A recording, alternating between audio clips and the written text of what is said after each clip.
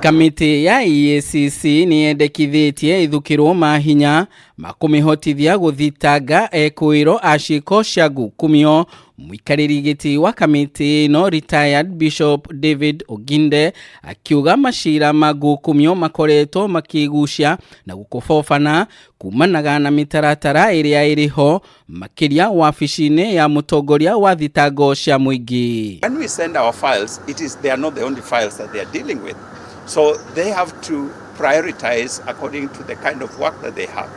If that was given to or delegated, and that is a possibility, and we would like to discuss that with DPPs, it's not taking over their role, but if that was to be delegated to EACC, then we can be able to prioritize and forward these cases more expeditiously than it is happening right now.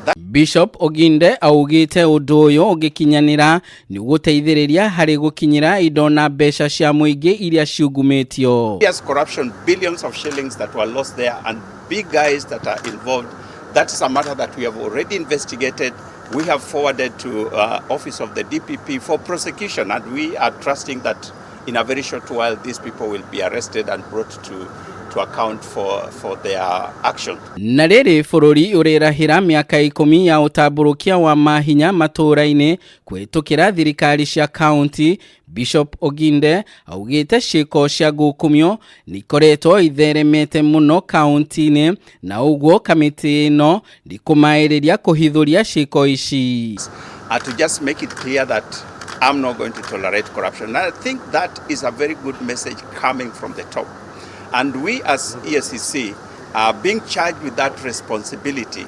It even makes our work, I would say, much easier. Oho ni ahithuritie ati kaingi na kaingi aruti wira aikiro cia thiini wa thirikari na honge cia thirikari nio mahuthikaga ni anene ao hari kungumia mbeca cia muingi, undu uria riu kamiti ino ihotorete kunina kaimana. The small fish are not stealing for themselves. They are actually stealing for others. We have a case like SIA, for example, which we have just concluded investigations.